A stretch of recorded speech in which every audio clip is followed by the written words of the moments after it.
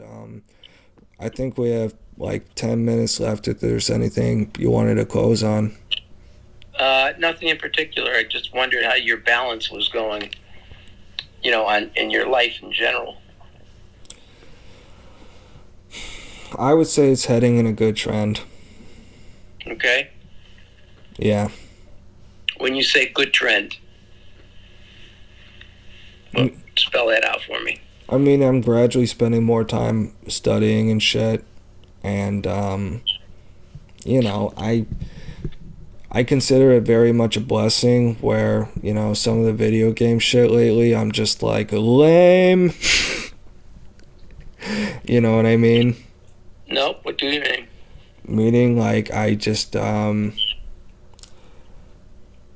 sometimes I would say, like, there's, one game that I take during break, like when I take a break or whatever, that's a pain in the ass because it takes like forever to load and then like save and shit. Where was I going with this? Shit. Oh yeah, but so I love that freaking game, but lately I'm just like over it. I'm like, I don't feel like playing this shit, Mm-hmm. It's good as far as like time saving, because it's just it's a very hard game to pull out of. There are certain games you could just pick up, put down, but this is like a scenario where like basically you build up for an hour or two and then destroy the world. And so you need some time to do it. Yeah, I mean you can basically stop, save whenever. It's just like, let me put it this way, there's like games that have like checkpoints and you end your turn or whatever. Mm-hmm. This game is just like real time, constantly. You're trying to constantly build and protect your economy, constantly building an army and fighting this and that. It's like very chaotic, And you gotta like manage a lot of different kind of things, and I really enjoy it, but it's very hard to like just gameplay wise be like, oh, this is like a good checkpoint. You know what I mean? Because it's just like putting out one fire after another. and what are your militaries? I mean, what are they? Avatars? Are they a certain era? Like Yeah. So pre-Civil War. I mean, what are the ones that you like?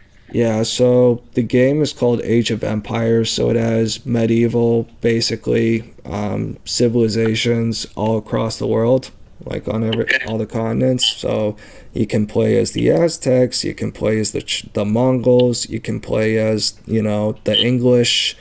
There's a lot of variety. And, so I just play a random civilization. I don't even, like, care. A lot of the time I'll just randomize it. And, I don't even know if I have a favorite, really. So you can even play as a moop if you want to, huh?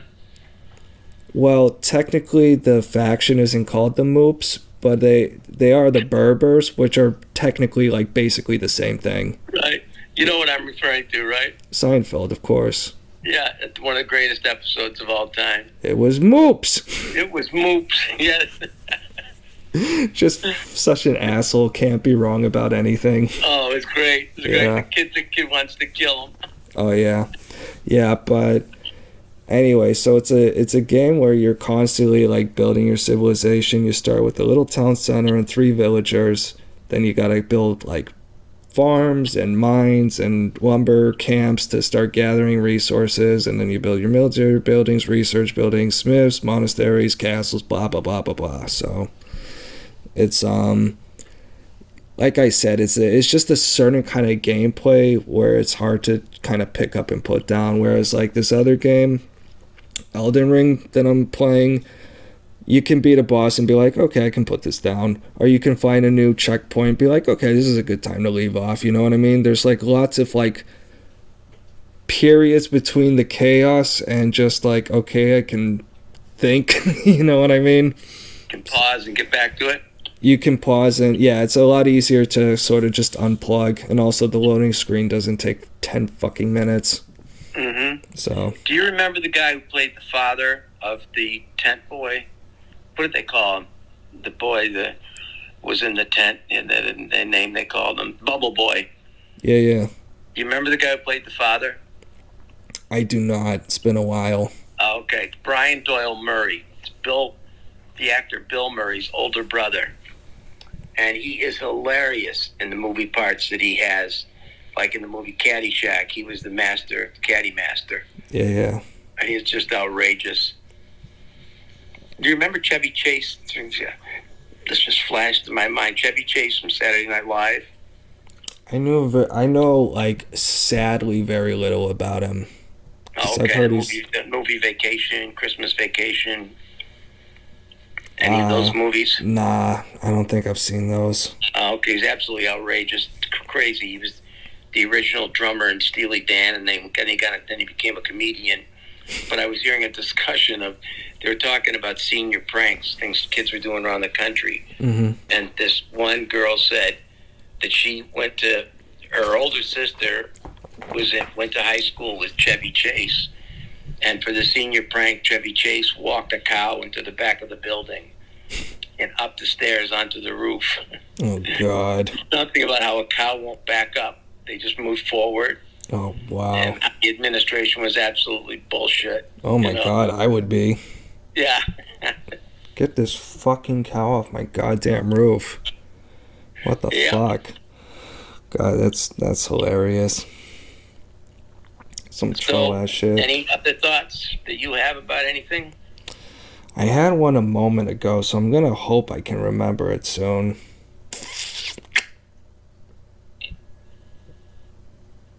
And I'm sure the second we hang up, I'll think of it. Right. Is it, if you hadn't smoked, would you remember? Is this a weed memory impairment? You know, to be honest, Pop, I've like tried to pay attention to that sort of thing sober, and it does happen to be sober as well. Yeah. Okay. For sure. Maybe that's just a result of years of smoking weed, so maybe it'll just be a permanent, you know, kind of like when your mom says, don't keep your face like that, it'll stay that way, stuck that way. Yeah, I think exactly. I think my weed brain might be a permanent condition now. Okay. With or without the weed? We'll see, but as we draw closer and closer to this, I mean, honestly, after this kind of like little mini vacation I have, it's like, what do I even like smoke for? I just need to get, you know, started on clearing that shit out. So by the time I get to the LSAT, it's not, I'm like really, you know, sharp, you know? Yeah. So that's a plan. I still can't remember the other thing I was going to say. Well, let me make sure I understand the plan. The plan is for your mind to be sharp when you take the LSATs. Yeah. So there has to be a period of time where you have to sort of sweep your brain a little bit. Yeah, I don't even plan to have a drink, you know, in those 4 weeks. Mm-hmm. So. Okay. Yeah. And then for substitute behaviors, you'll be doing things like Wim Hof and maybe meditating a little bit more, things like that. Yeah, well, or draw or whatever. I'll figure something out. Draw's a good one. Drawing's a good. I missed that one. We'll have to get back to it. It's great brain exercise. And it has to do with, you know, and it's not just mind or body, it's mind, body. It takes a lot of elements to come together to draw something. Yeah, it kind of reminds me of just like playing an instrument in that way, where it's that sort of mind, body, spirit fusion. Yep. It's cool, excellent. Man. All right, man. I'm going to let you go, and this has been a pretty chill fucking episode. I don't know if I'll even listen to it or not, but no, I'll definitely listen to it. I meant to say I don't know if I'll release it or not, but honestly, I would have loved to return with, like, you know, we have our history segment and our psycho segment and blah, blah, blah, this and that and this and that and the new soundtrack, and it's like, nah, we're just going to have to run and gun it and shoot from the hip. I kind of like that. I like sort of, you know, it's almost like, you know, maybe take Bill Maher, for instance, the way he sets his show up, you know, where things are segmented, you know, or John Oliver to some extent. where you do, maybe a personal section, a historical section, Yeah. popular culture. If because sometimes one is going to be more important than the other according to what's going on in your life or in the world. Yeah, for sure. So I'll think about how we can segment this up because I do think that was a good structure. Do you have a time for a quick, random historical useless fun fact? Yes. So it's something I'm going to incorporate in my book. So I saw this short clip yesterday about why the ancient Greek phalanx, why the shield they used, it was called the hop one, why it was round and like not just like circular in its shape. I mean rounded as in like when you put your arm in, there's like a little bit of a cavity, there. And the reason they did that was apparently if you were to use like flat shields and that, and we're talking about very up close combat, like you can smell the other person's fucking breath sometimes. It gets that claustrophobic. So if you were using just a flat shield, apparently, and the way they, would press it, you would actually get pressed to fucking death.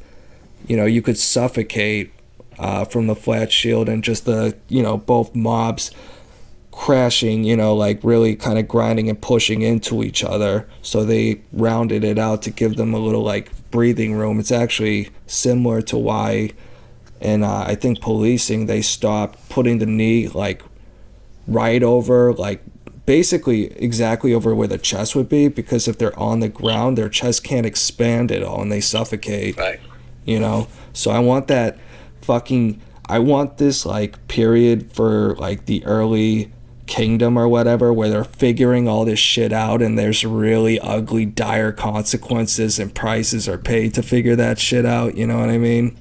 Because I don't think a lot of that's really shown in books and films, and like at least the way I want to show it, like the real evolution of the whole tactics, culture, technology, what's the word I was looking for, like spirit, decor, the whole thing. Right. I don't think it's been shown either, Yeah. It's like this little element, almost tangential, that people don't think about or talk about. But while you were talking about it, I'm thinking of the term concave, in terms of the shape or whatever. Even if somebody's going at you with a sword, that if it's shaped like that, it's going to deflect a bit, And that's something that armorers and shit really notice, because a sign of good armor is like a lot of rounded parts because it encourages glancing from the blows. Glancing, yeah. Exactly. I mean, it's like the same principle as like why your helmet's round, why your skull is rounded. It encourages glancing, actually. It's kind of why some people, not often, but shockingly, once in a while, someone survives a bullet to the head.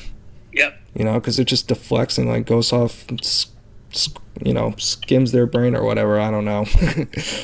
Let me give you this billing thing quickly, because I just want to make sure that you're straight with it, okay? All right, I'm just going to say bye to the audience and cut the mic, and then we'll discuss that. Is that cool? Okay, yep. Bye-bye. Bye, audience. Adios.